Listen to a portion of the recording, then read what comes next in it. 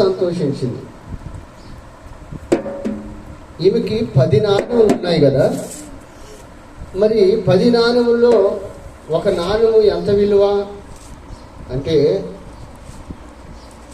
9 రెట్లు ఎక్కువ ఉన్నాయి. పోయిన నాణ్యం కంటే 9 రెట్లు ఎక్కువ ఆమె దగ్గర ఉన్నాయి. కానీ ఎందుకు పోయినటువంటి ఆ కాయిన్ ఆమె వెతికింది? ఎప్పుడైనా ఆలోచించారా? ఆమె దగ్గర 10 నాణ్యములు ఉన్నాయి, పోయింది ఒక్కటే, మిగిలిన 9 ఉన్నాయి. మరి ఆ 9తో ఆమె ఎందుకు సంతోషించలేదు? 10వ నాణ్యము కొరకు ఎందుకు ఆమె ఎంతో ప్రయాసపడి ఆ నాణ్యమును వెతికి కనుగొని అది దొరికినప్పుడు మాత్రమే ఆమె ఎందుకు సంతోషించింది? హల్లెలూయా. 10 నాణ్యములు కూడా ఒకే విలువైనవి. ఏమండి, 1000 రూపాయలు ఉన్నాయి మన దగ్గర, అన్ని 100 రూపాయల నోట్లే అనుకుందాం. 10 100 రూపాయల నోట్లు అయితే ఎంత అవుతాయి? 1000 రూపాయలు అవుతాయి. దాంట్లో ఒక 100 రూపాయలు పోయినాయి అనుకుందాం, ఇంకా 900 రూపాయలు ఉంటాయి. పోయినటువంటి 100లో అలాంటివి ఇంకా 9 ఉన్నాయి. ఎన్ని ఉన్నాయి? ఇంకా 9 ఉన్నాయి. మరి 9తో సంతోషపడవచ్చు కదా. ఎందుకు పోయినటువంటి ఆ 10వ కాయిన్ కోసం ఆమె వెతికింది? పిసినారంటారా? అమ్మ, ఈమె ఎంత పిసినారో. 10 రూపాయలు పోతే పోయినాయి, 9 రూపాయలు ఉన్నాయిగా, మళ్ళీ వాటిని అంత కష్టపడి దోలాడాలా, వెతకాలా? హల్లెలూయా. ఏమండి, ఈరోజు ముక్కు పొడక జారిపోతేనే ఇంట్లో బంగారం, ఏమండి ఆ బీరువానంగా ఉంటాయి వారికి, కానీ చిన్న ముక్కు పొల్ల పోతేనే వారం రోజుల దాకా భోజనం కూడా సరిగా చేయరు. హల్లెలూయా. ఇదొక రకమైనటువంటి ఆశ. మరి ఈ స్త్రీ ఎందుకు ఆ 9 నాణ్యాలు ఉండగా 10వ నాణ్యం కోసం వెతికింది? మీరు చెప్పాలి. మరి ఎందుకు ఎతికింది అంటారు? ఆమె పిసినారంటారా? ఆమె కష్టపడి సంపాదించింది కనుక అంటారా? చెప్పండి, మీకు తెలిసింది చెప్పండి. కష్టపడి సంపాదించింది. ఇంకా ఎందుకు ఆమె ఆ ఒక్క నాణ్యాన్ని వెతికింది?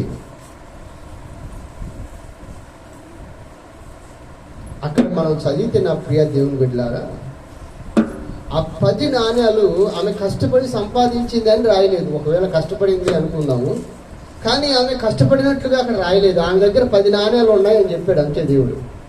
అది ఇతరుల ద్వారా వచ్చిందా, లేకపోతే ఎవరైనా బహుమానంగా ఇచ్చారా, లేకపోతే ఆమె కష్టపడి సంపాదించిందా, లేకపోతే తన స్వాస్థ్యంగా, పితరుల స్వాస్థ్యంగా ఆమెకు వచ్చిందని ఏమి రాయలేదు. ఆయన అంటాడు 10 నాణ్యాలు మాత్రమే ఆమె దగ్గర ఉన్నవి. మరి ఒక్క కాయిన్ పోతే, ఒక్క నాణ్యం పోతే దాన్ని ఎందుకు ఆమె వెతికింది? ఇంకో చిన్న సీక్రెట్ చెప్పనా? మీ దగ్గర 100 రూపాయలు ఉన్నాయి అనుకోండి, 100 రూపాయల్లో 1 రూపాయి పోయింది అనుకుందాం. 1 రూపాయి పోయింది, 100 రూపాయలు అవుతాయా? మీ దగ్గర ఎంత ఉంటాయి అప్పుడు? చెప్పాలా? హల్లెలూయా. 99 రూపాయలే ఉంటాయి. 100 కావాలంటే ఆ 1 రూపాయి కావాలా? ఆ 1 రూపాయి వెయ్యకుండా నువ్వు ఎన్ని 99 వేసినా 100 కాదు. హల్లెలూయా.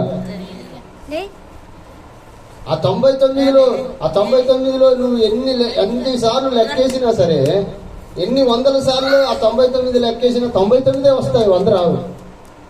ఒకవేళ 100 వచ్చాయంటే నువ్వు పొరపడ్డావు అంతే. మరి ఎప్పుడు అవుతుంది 100 అంటే? మరలా తీసివేసిన కాయను దాంట్లో కలిపినప్పుడు 100 అవుతుంది. హల్లెలూయా. పరిపూర్ణం అవుతుంది.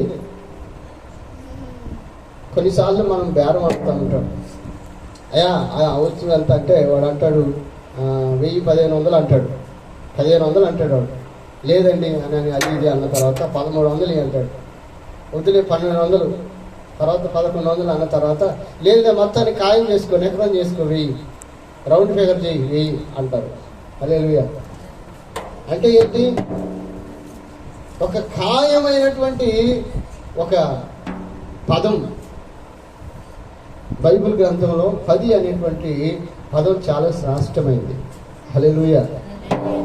మనుషులకు ఇవ్వబడినటువంటి దాంట్లో 10 అనేటువంటి పదం చాలా శ్రేష్టమైంది. అందుకని ఆమె 9 కాయిన్లు ఉన్నా, అంటే 9 నాణ్యాలు ఉన్నా 10వ నాణ్యం కోసం ఎందుకు వచ్చి వెతికిందంటే దాంట్లో ఒక రహస్యం ఉంది. దేవుడు ఎన్ని ఆజ్ఞలు ఇచ్చాడండి? 10 ఆజ్ఞలు ఇచ్చాడు. 9 ఆజ్ఞలు బాగానే పాటిస్తున్నావు, కానీ 10వ ఆజ్ఞను నువ్వు పాటించట్లేదు అనుకోండి. 9 ఆజ్ఞలు పాటిస్తున్నావు కదా, 10వ ఆజ్ఞ పాటించకపోతే ఏం కాదు అని పరలోక రాజ్యంలో ప్రవేశించడానికి వీల్లేదు. యేసు ప్రభు వారు అంటాడు, ఇదిగో మీరు 9 ఆజ్ఞలు పాటిస్తున్నారు, మిగుల అల్పమైనదని 10వ ఆజ్ఞను మీరు పాటించకపోతే ఈ 9 ఆజ్ఞల పట్ల కూడా మీరు దోషులు అవుతారు అన్నాడు. హల్లెలూయా. అది చిన్నదేలేండి, ఆ చిన్న ఆజ్ఞ అంత అవసరం లేదు. బలమైన ఆజ్ఞలు ఇవి 9 ఆజ్ఞలు, ఈ 9 పాటిస్తున్నాం, చిన్నదే కదా, దాన్ని మేము పాటించకపోయినా పర్వాలేదు అని అంటే ప్రభు అన్నాడు కదా. ఏమన్నాడండి? ఆ అల్పమైన చిన్న ఆజ్ఞను బట్టి ఆ 9 ఆజ్ఞల విషయంలో కూడా మీరు దోషులు అవుతారు. హల్లెలూయా. అది దాంట్లో ఉన్న సీక్రెట్. నువ్వు 10 ఆజ్ఞలు పాటించాలి. ఎన్ని ఆజ్ఞలు పాటించాలి? 10 ఆజ్ఞలు. అందుకని 10 అనే మాటను దశమ భాగం అంటారు. అంటే 10 అనేది దేవునికి సంబంధించిన పదం, అది మానవుల కొరకు ఇచ్చిన పదం. అది దశమ భాగం అంటే 10వ వంతు అని అర్థం. అంటే ఇప్పుడు పోయింది ఏంటది? పోయినది కానుక ఏంటి? పోయినటువంటి ఆ కాయిన్ ఏంటిది? ఆ నాణ్యం ఏంటిది అంటే అన్నీ ఉన్నాయి, కానీ దేవునిది పోగొట్టుకున్నాను. హల్లెలూయా. 9 ఉన్నాయి, కానీ 10వది పోగొట్టుకుని చూసారా? ఆ 10వది ఏంటంటే దేవునికి సంబంధించినది. నువ్వు లోకంలో ఎన్నో సంపాదిస్తావు, ఎన్నో ఆకర్షిస్తావు, ఎన్నో సంపాదిస్తావు, కానీ దేవునిది నువ్వు పోగొట్టుకుంటున్నావు. హల్లెలూయా. చాలాసార్లు క్రైస్తవులే అంటారు, అయ్యా మేము కొత్తలో బాగానే ఉన్నాం, దేవుని నమ్ముకున్న కొత్తలో మంచిగానే ఉన్నాం, దేవుడు అన్నీ మాకు కలుగు చేశాడయ్యా, మేమంతా బాగానే ఉన్నాం, కానీ ఇప్పుడు ఏందో కానీ మాకు అన్నీ కష్టాలే, అన్నీ ఇబ్బందులే, మేము ఎంత ప్రయత్నించినా కానీ అన్నీ కూడా చిల్లి సంచులో వేసినట్టుగా అయిపోతా ఉంది. రోగాలు వస్తున్నాయి, ఇబ్బందులు వస్తున్నాయి, సమస్యలు వస్తున్నాయి, ఇవన్నింటినీ జయించలేకపోతున్నాయి. ఏం చేయాలో అర్థం కావట్లేదు. ఒక్కోసారి మనసు మారిపోతుంది, ఏరేది చేద్దామని. మరి అన్నీ ఉన్నాయి. ఒకప్పుడు ఉద్యోగం లేదు, ఒకప్పుడు వ్యాపారం లేదు, ఒకప్పుడు పిల్లలు సరిగా మాట వినలేదు. అలాంటప్పుడు దేవుడు సహాయం చేసి నీకు చక్కగా కుటుంబాన్ని చక్కగా నడిపించాడే. ఈరోజు అన్నీ పొందుకున్నావు, అన్నిట్లో నువ్వు ఒక చేతి పైనే ఉన్నావు నువ్వు. మరి ఎందుకు ఈరోజు ఆ రోజున్న ఆనందం, ఆ రోజున్న సంతోషం, ఆ రోజున్న తృప్తి, ఆ రోజున్నటువంటి ఆ ప్రత్యక్షత, దేవుని ప్రత్యక్షత నీకు ఈరోజు ఎందుకు కలగట్లేదు? అంటే నువ్వు ఏదో పోగొట్టుకున్నావు. Something you lost. నువ్వు ఏదో కోల్పోయావు, నువ్వేదో నష్టపోయావు. నీకు 9 ఉన్నాయి కదా అని నువ్వు సంతోషపడుతున్నావు, కానీ 10వ దానిని నువ్వు నిర్లక్ష్యం చేశావు.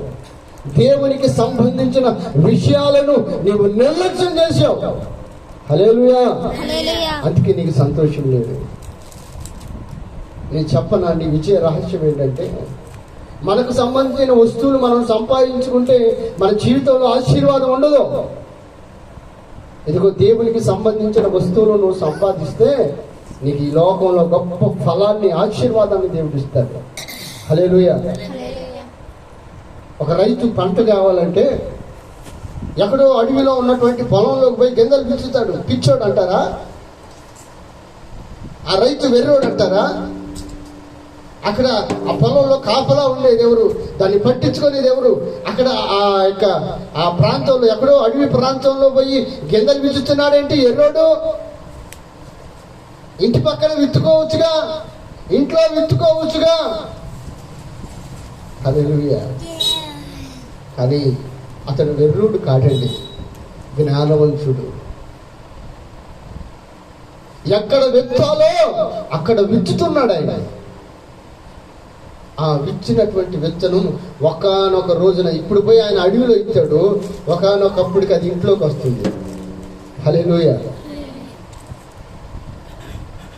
ఏం పోగొట్టుకున్నాం మనం? ఆత్మీయత స్థితి ఈనాడు ఎంతమంది దిగజారిపోయి ఉన్నారో ఒక్కసారి ఆలోచించి. ప్రార్థనకి వెళ్తున్నామండి. ఏది ప్రార్థన? భక్తి జీవితం ఏది? క్రమమైన జీవితం ఏది? ప్రవర్తనలో మార్పు వచ్చిందా? మొదట ఉన్న స్థితి ఉందా? అందుకని ప్రకటన గ్రంథంలో 7 సంఘాలు ఉంటే 2 సంఘాలని దేవుడు మెచ్చుకొని మిగిలిన 5 సంఘాల గురించి తప్పులు చూపిస్తూ ఉంటాడు. ఎందుకో? నీ మీద కొన్ని తప్పులు మోపవలసి ఉన్నది. నువ్వు మంచిదానివే, నువ్వు మంచిగా ఎంతో నా కొరకు ఎంతో కష్టపడ్డావు, ఎంతో శ్రమించావు, ఎన్నో నిందలు భరించావు, ఎన్నో అవమానాలు భరించావు, ఎన్నో బాధలను సహించావు, నా కొరకు నిలబడ్డావు. నీవు అయినను నీ మీద ఒక నేరం మోపవలసి ఉన్నది. హల్లెలూయా. నీ మీద ఒక నేరం మోపుతున్నాను. ఏంటో తెలుసా? నీవు మొదటి స్థితిని విడిచిపెట్టావు.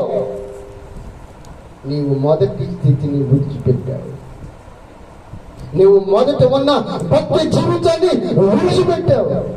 ఈనాడు ఎలా తయారైపోతారంటేనండి, దేవునికి దూరం చేయడానికి అపవాది ఎన్ని కుయుక్తులు ప్రయోగిస్తున్నాడండి. మంచిగా దైవ భక్తిలో ఎదుగుతున్నటువంటి ఆమె ఏదో ఉడతా భక్తి చేసేటువంటి వ్యక్తుల మాటలు విని వాళ్ళు వెళ్ళట్లేదుగా ప్రార్థనకి, నేను కూడా వెళ్ళకపోతే ఏమవుతుందిలే. నేను అంటానండి, ఎవరు తింటే వారు కడుపు నిండిద్ది, ఎవరు గాలి పీల్చుకుంటే వారు బ్రతుకుతారు. నీ జీవితానికి ప్రక్కల జీవితానికి నువ్వు లింక్ పెట్టద్దు. నీ జీవితం నీవే లెక్కప్పు చెప్పుకోవాలి దేవుని దగ్గర. ఇదిగో నువ్వు దేవుని చెప్పినట్లుగా నువ్వు నడిస్తే నీ జీవితం వర్ధిల్లుతుంది, పక్కనోడి జీవితం కాదు. అపవాది ఏం చేస్తాడంటే, వాడు ఆల్రెడీ సాతాను కుయుక్తుల్లో ఉన్నవాడే, కానీ పేరుకు మాత్రం పెద్ద బోర్డు పెట్టుకుంటాడు. క్రైస్తవుని నేను తెల్ల బట్టలు వేసుకుంటాను, తెల్ల బట్టలు ఉన్నాయి, నేను ఎట్లా ఉంటాను తెలుసా, నా భక్తి ఈ లోకంలో ఎవడు చేయలేడు, సేవకుడు కూడా పనికిరాడు నా కింద, నేను అంత భక్తి పరుడు అని చెప్పుకుంటాడు. వాడి బ్రతుకు బాగోదు. ఈడేం చేస్తాడు, పక్కన మంచిగా ఏదో వృధా భక్తి చేసేటువంటి వాడిని చూసి వీడు నమ్మకంగా ఉండే వ్యక్తి ఏం చేస్తాడంటే, అబ్బో ఇదేదో బాగుందిగా అని పైపోయి హంగును దోస్తాడు. వాడు డొమా కొడితే, వాడు ప్రార్థనలు ఎగ్గొడితే ఈడు ఎగ్గొడతాడు. వాడు కానుగుడి ఇవ్వటం మానేస్తే ఈడు మానేస్తాడు. వాడు సేవకుడు చెప్పింది వినకుండా ఉంటే వీడు వినకుండా చేస్తాడు. అన్ని రకాలుగా వాడు ఎలా ఉన్నాడో, ఆ సాతాను కుయుక్తుల్లో క్రైస్తవునిగా బంధించబడిన వ్యక్తి ఎలా ఉన్నాడో వీడు అలా మారిపోతాడు. ఏం అలా మారిపోతుంది. హల్లెలూయా. ఒకసారి ఎప్పుడైనా వారి గురించి ఆలోచించినప్పుడు ఆలోచన చేసావా? వారితో సహవాసం చేయాలనుకున్నప్పుడు, వారిని నువ్వు మోడల్గా ఇగో వాళ్ళలాగా నేను నడవాలనుకున్నప్పుడు నువ్వు ఒకసారి వాళ్ళ గురించి ఆలోచన చేసావా? వారి పరిస్థితి ఎలా ఉంది? వారు నిజంగా భక్తిపరులేనా? అసలు ఎలాంటి వాళ్ళని మనం మోడల్గా తీసుకోవాలి? మనకంటే హెచ్చుగా దేవునితో బాగా సహవాసం చేస్తున్న వారిని మోడల్గా తీసుకొని వారికంటే ఎక్కువ భక్తి చేయాలనే విశ్వాసంలోకి ఎదగాలి. ఈరోజు విశ్వాసులు అలా లేరు. ఎవరు పడిపోయారు, వాళ్ళకంటే మేము దిగజారిపోయామని ఇంకా తెలియకుండానే దిగజారిపోతున్నారు, తెలియకుండానే పడిపోతున్నారు, తెలియకుండానే ఆత్మీయ స్థితిలో దిగజారిపోయిన స్థితిలోకి వచ్చేస్తున్నారు. కేవలం శవం గాక ప్రార్థనకు వచ్చి కూర్చొని పోయినట్టుగా ఈనాటి సవాలు ప్రార్థనకు వస్తున్నాయి. ప్రజలు రావట్లేదు.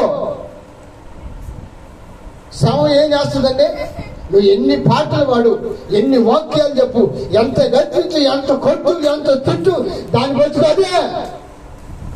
మార్పు ఉంటుందా? ఏముండదు. క్రైస్తవులు కూడా ప్రార్థనకు వచ్చి వాక్యం వింటున్నారు కానీ మార్పు లేదు. అంటే ప్రార్థనకు వచ్చిన సవాలు. దినదినం సంఘం అభివృద్ధి అవుతుంది. ఆది సంఘం. ఈరోజు సంఘాలు ఎలా ఉన్నాయి? దినదినం నేరసిల్లిపోతున్నాయి. ఎందుకో? సంఘ నడిపింపు సరిగా లేక కాదు.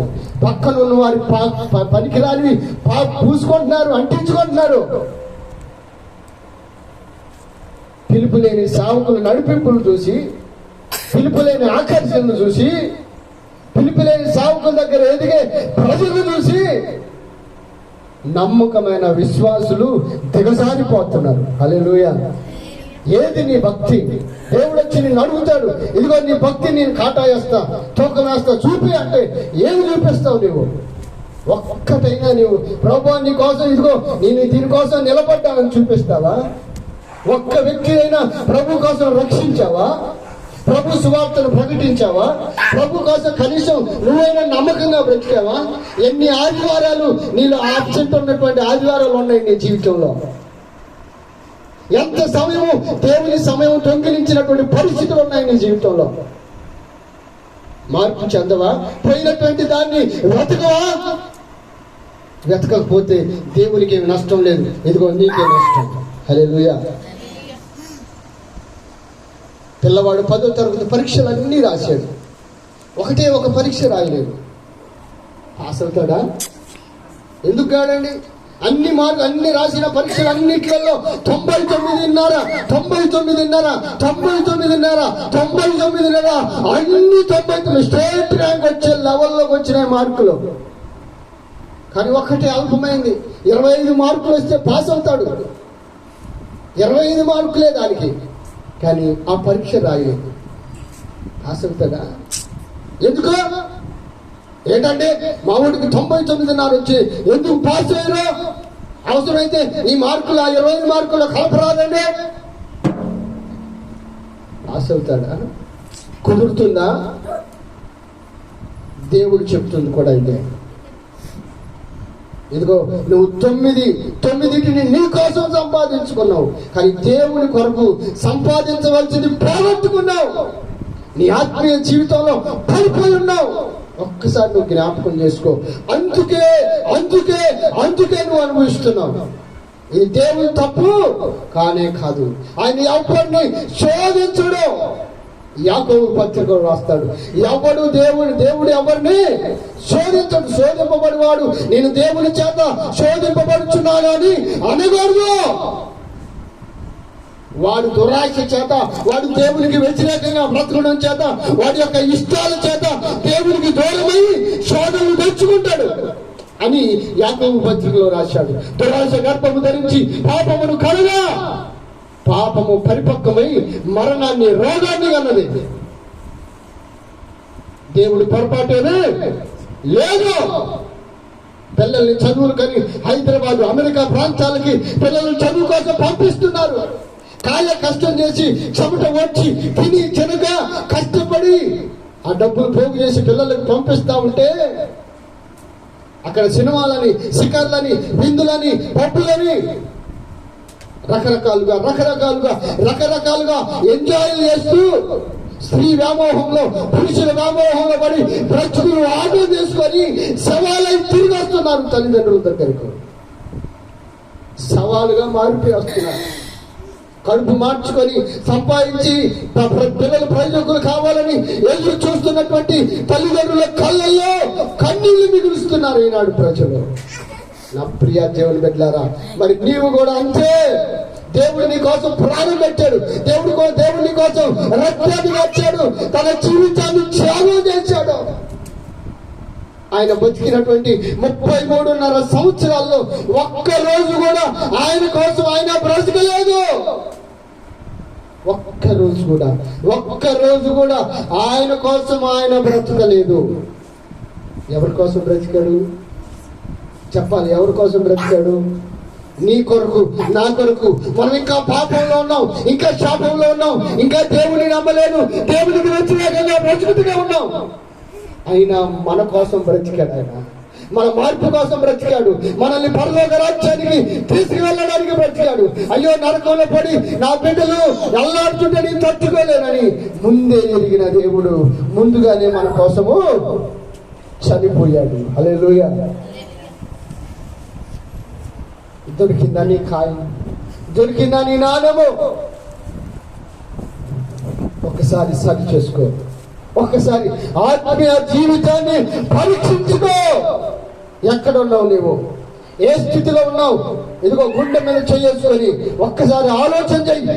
నేను చస్తే ఇప్పుడు పరలోకానికి వెళ్తాను అనే నమ్మకం, విశ్వాసం నీలో ఉంటే ఒక్కసారి పరిశీలన చేసుకో. శబ్దను రాళ్లతో కొడుతుంటే ఆకాశం చొరబడింది. రాళ్లతో కొడుతున్నారు ప్రజలు, రాళ్లతో కొడుతున్నారు. ఆకాశం తెరబడి యేసుప్రభు సింహాసనం నుంచి వస్తా ఉన్నాడు. నా కుమారుడా అనుకుంటా ఆహ్వానిస్తున్నాడు. కనీసం మనం చూస్తే చస్తే ఒక్క దేవదూత వచ్చిందా మన దగ్గరికి? ఎలాంటి విశ్వాసంలో నీవు ఉన్నావు? ఎలాంటి భక్తి జీవితంలో నీవు ఉన్నావు? ఈ వారం పోయంగా, పోయిన వారం పోయంగా, ఈ వారం పోతే ఏమైంది అనే భక్తి, ఒక భక్తి నీది.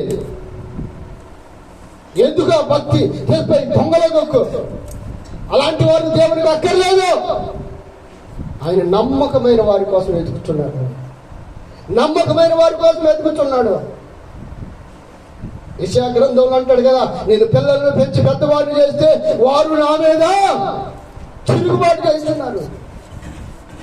పాపములో శాపంలో కొట్టిమిట్టాడుతూ ప్రాణం పోతి, ఇదిగో ప్రాణం పోతుంది అన్నప్పుడు యేసయ్యా నన్ను కాపాడయ్యా అని కేకలు పెడితే దేవుడు అయ్యో నా బిడ్డ ఏడుస్తూ ఉంది, కన్నీళ్లు విడుస్తూ ఉందని దేవుడు వచ్చి నిన్ను నన్ను రక్షించి రోగం నుంచి విడిపించి, బాధ నుంచి విడిపించి, శ్రమ నుంచి విడిపించి, శోధన నుంచి విడిపించి మనల్ని హత్తుకొని ప్రేమిస్తే ఈరోజు ఆయన రొమ్మునే, ఆయన కడుపునే తన్నే రకంగా ఈనాడు విశ్వాసులు ప్రజలు తయారయ్యారు. ఏది నీ భక్తి? ఎంతవరకు నీ భక్తిని చూపిస్తున్నావు దేవుని ఎదుట? చస్తే కనీసం దేవుడికి వస్తుందా? కనీసం నీకు నువ్వుగా లేచి నీ ఆత్మ పరలోకానికి వెళ్ళే స్థితిని నీవు కలిగి ఉన్నావా? ఒకసారి ఆలోచించి నా ప్రియ దేవుడు. ఎప్పుడు ఒకటే బాధ ఏంటంటే, ఎప్పుడు మాకు ఒక రూల్స్ పెడతా ఉంటాడు, ఎప్పుడు అయ్యారు ఇట్లా అంటాడు, అట్లా అంటాడు, అన్ని ఆయనే బాగలేడు, ఇవన్నీ చెప్పుకుంటా వస్తాడు. కానీ అరే నా జీవితానికి నేను లెక్క చెప్పాలి దేవునికి. ఒకవేళ ఎన్ని సాతాను పెడుతున్న పరీక్షలేమో, సాతాను పెడుతున్న శోధనలేమో, ఇదిగో సేవకుడి మీద ఒక నిందను చూపించి నన్ను బలహీనపరుస్తున్నాడేమో, ఇగో ఆ విశ్వాసం మీద ఒక బలహీనతను చూపించి నన్ను బలహీనపరుస్తున్నాడేమో, సంఘంలో ఈ బలహీనత చూపించి నన్ను దేవుడి నుంచి దూరం చేయాలనుకుంటున్నాడేమని ఆలోచన రాదా? అవి రావు. అవి మంచి మార్గాలు అవి రావు ప్రజలకి. ఒక సేవకుడి మాట వినరు ఈరోజు. ఒక పనికి మాలిన విశ్వాసి చెప్తే వాడు దొంగ, వాడు దొంగ. ఏమంటే వాడు కానుకలేడు, సరిగా వాడు దశంభాగాలేడు, వాడు ప్రార్థనకు రాడు, వాడు పని ఉంటే పనికి పోతాడు, పని లేనప్పుడు ప్రార్థనకు పోతాడు. వాడు చెప్పిన మాటలు అంటాడు ఈ విశ్వాసి. వాడు చెప్పిన మాటలు అంటారు, చాడీలు పెట్టారు, కళ్ళతో ఏడు చూడరు, వాళ్ళు చూడరు, వీళ్ళు చూడరు, చాడీలు పెట్టారు బాగా. అవునా అవునా నిజమా అని ఎవరికి దూరం అవుతున్నారు? వాళ్ళు అనుకుంటున్నారు సేవకునికి దూరం అవుతున్నాం. అబ్బా మేము మంచిగా, ఆ సేవకుడు మంచివాడు కాదు, వేరే కాడిపోయిన బాగున్నాం, ఆ సంఘానికి దూరం అయిపోయినా ఇక మీకు మాకు పరలోకమే. కానీ నీకు తెలియకుండా నువ్వు దేవుని యొక్క పరలోక రాజ్యాన్ని దూరం చేసుకుంటున్నావు. హల్లెలూయా, హల్లెలూయా. నా ప్రియ దేవుని బిడ్డలారా, ఎంతవరకు దేవుడు సహించాలి? ఎంతవరకు దేవుడు సహించాలి? నీ అపనమ్మకమైన భక్తి, నీ కుళ్ళిపోయిన భక్తి, కంపు కొట్టే భక్తిని దేవుడి దగ్గర తీసుకొచ్చి ప్రభువా స్వీకరించు. కయ్యను ఏబేలు కానుకలు అర్పించారు. కయ్యను కూడా విస్తారంగానే తెచ్చాడు. మీరు అనుకుంటారు కయ్యను మంచిగా తేలేదు దేవునికి కానుక, కయ్యను మరింత తేలేదు, గెంతగంతే పట్టుకొచ్చాడు, ఏబేలు మాత్రం మరింత తెచ్చాడు, అందుకని ఏబేలు కానుక దేవుడు అంగీకరించాడు, కయ్యను కానుక దేవుడు అంగీకరించలేదు. ఎందుకు అంటే కయ్యను కొంచెమే తెచ్చాడు, కొంచెం తేలా, ఏబేలు కంటే ఎక్కువ తెచ్చాడు. హల్లెలూయా. ఏబేలు కంటే ఎక్కువ తెచ్చాడు. కానీ ఎందుకు స్వీకరించబడలేదు అంటే ఏబేలు మనసు ఉన్నట్లుగా కయ్యూని మనసు లేదు. ఏబేలు మనసు ఉన్నట్లుగా కయ్యూని మనసు లేదు. కయ్యూను కుళ్ళుతో స్వార్థంతో ఆ నసుగుతూ దేవుడికి ఇచ్చాడు. అది దేవునికి అక్కర్లేదు. మరి కయ్యూను కంటే తక్కువగా ఉన్న ఏబేలు అర్పణ దేవుడు అంగీకరించాడు. ఎందుకో తెలుసా? ఈయన ఇచ్చేటువంటి దాన్నిగా చూసింది. ఇచ్చే మనసు బాగుంది. హల్లెలూయా. ఈరోజు జీవితాలు బాగుపడిపోవటానికి కారణం ఏంటంటే వారు దేవుడికి ఇస్తానే ఉంటారు. కానుకలు ఇస్తారు, దశమ భాగాలు ఇస్తారు, కార్యక్రమాల్లో పాల్పొందుతారు, దైవ సేవకుని దేవుడిగా భావిస్తారు, అన్ని బాగానే చూస్తారు. కానీ వాళ్ళ మనసులో ఉండేది ఏంటంటే ఒక రకమైనటువంటి అపవాదికి కలిగిన మనసు కలిగి ఉంటారు. వాళ్ళు ఒక నసుగు చనువుతో కలిగిన మనసు ఉంటారు. ఏమండి, ఎన్ని మందిరాలలో ఎన్ని కాళ్ళకి ఎన్ని పేర్లు లేవండి. నువ్వు విశ్వాసిగా ఏమండి, 3 రెక్కలు ఉంటే 6 పేర్లు, తాత పేరు, పుట్టపోయే బిడ్డ పేరు కూడా రాస్తారు దాని మీద. నువ్వు విశ్వాసి. ఇలాంటి మనసు కలిగి ఇస్తే దేవుడు మెచ్చుకుంటాడా? నేను బోధకులు చెప్పట్లే, చెప్పకపోతే సేవకుడికి నష్టం. హల్లెలూయా. అలా చెప్తే ఇంకా చేస్తారండి. ఎవరు ఇచ్చేటువంటి ఆ ఆస్తి మీద బతుకుతున్నావు నువ్వు? దేవుడు ఇస్తున్నాడా లేకపోతే ప్రజలు ఇచ్చే కానుకల మీద బతుకుతున్నావా చెప్పు? హల్లెలూయా. కానుక మీద బతికితే నీ బతికింతేగా, పరలోకం లేదు, నీకు లేదు. కానీ దేవుడు ఇచ్చే దాని మీద బ్రతుకు. ప్రజలను నువ్వు ఖండించాల్సిన సమయంలో ఖండించు. నువ్వు కుడి చేతితో ఇస్తే ఎడమ చేతికి తెలియకూడదు. అంటే 3 రెక్కలు ఉంటే 6 పేర్లు రాస్తావు. ఏమండి, పైగా రాపి ఒక ఆమె పాపం సహోదరి తెలియక మనకి కానుక పెట్టి ఒకటి తెచ్చింది. స్టీల్ బాక్స్ కానుక పెట్టాడు. దాని మీద పాపం ఆమె తెలియక ఆమె వెళ్ళే సంఘం వేరు, పెద్ద సంఘంకి వెళ్ళిద్దాము. అక్కడ ఆ రూల్స్ అట్లా ఉంటాయి, పేర్లు రాసుకుంటాయి. అయితే ఆమె దాని మీద పేర్లు రాసుకొని వచ్చింది. నేను ఒకటే అన్నాను, అమ్మ మన దగ్గర ఇచ్చేవి ఏవి కూడా దాని మీద పేరు రాయకూడదు. పేరు రాస్తే అది దేవుని దగ్గర పనికిరాదు. నీ పేరు తెలియదా దేవుడికి? నీ పేరు తెలియదా? అంటే నువ్వు ఇప్పుడు ఈ పేరు ఎవరికి కనపడాలా? విశ్వాసులు చూసి అమ్మో ఎంత బాక్స్ ఇచ్చింది, పేర్లు చూడు, పలానా అంట, పలానా అల్లుడంట, పలానా మనోడంట, ఆ బొబ్బలేగిచ్చారు అని చెప్పుకోవాలి. నీ గురించి నీ కానుకకు నువ్వు ఇచ్చిన దానికి అప్పుడే ప్రతిఫలం నీకు దొరికింది. నువ్వు దేవుని దగ్గర నుంచి ఏమీ ఆశించొద్దు. ఇంతవరకు ఆ బాక్సుని చేసుకొచ్చి ఇక్కడ పెట్టలేదు. ఎందుకో తెలుసా? దేవునికి ఇష్టం లేదండి. హల్లెలూయా, హల్లెలూయా. కానీ ఈరోజు పెద్ద సేవకులు ఏం చేస్తున్నారు తెలుసా? తప్పు అనట్లేదు, నాకు తోచింది చెప్తున్నాను, నా ఆత్మ నడిపింపు. 50,000 ఇస్తే వారి పేరు చెప్పి పలానా వ్యక్తి ఇచ్చాడు. 10,000 ఇస్తే ఫోటో దిగొచ్చు. 20,000 ఇస్తే భోజనం చేయొచ్చు ఆయనతో కలిసి. ఎవరు? యేసయ్యతోనా? అసలు యేసయ్య వస్తే కనీసం నిన్ను పిలుస్తాడా? జక్కయ్యనన్నా అడవిలో ఉన్నప్పుడు జక్కయ్య ఇంటికి రా అని పిలిచాడు, నిన్ను పిలుస్తాడా? నీ విశ్వాసం ఎంత ఉందో ఒకసారి. ఇచ్చిన దానికల్లా ప్రతిఫలం ముందే కోరుకొని ఇస్తుంటివి. దేవుడు నీకు ఎట్లా ఇస్తాడు? ఇస్తాడా? హల్లెలూయా. ఈరోజు ₹1,00,000 ఉన్న దేవుని ₹10 పెట్టడం మనసుకు రాదు. అదే జనాల మంది చెప్పని వాడు ₹10 కూడా పిసినాడు, వాడు ₹10 కూడా వేయడు. కానీ జనాల మంది చెప్పేది అయితే ₹1,000 నాది అని చెప్తాడు. ఎవరికి కావాలి నీ కానుక? అక్కడ పెట్టే సభలకు ఉపయోగపడుతుంది కానీ దేవునికి ఉపయోగపడదు. హల్లెలూయా. పోగొట్టుకున్నావు నువ్వు ఆత్మీయ స్థితిని కోల్పోయావు నువ్వు. అది వెతుకు, ఎక్కడ పోగొట్టుకున్నావు వెతుకు. లైట్ వెలిగించు, దేవుని వాక్యాన్ని పెట్టి అక్కడ దైవజనుని అడుగు, అయ్యా నేను ఈ స్థితిలో పడిపోయా, నేను ఎట్లా నిలబడాలి, నాకు సహాయం చేయను ఆయన అని దైవజనుడిని అడుగు.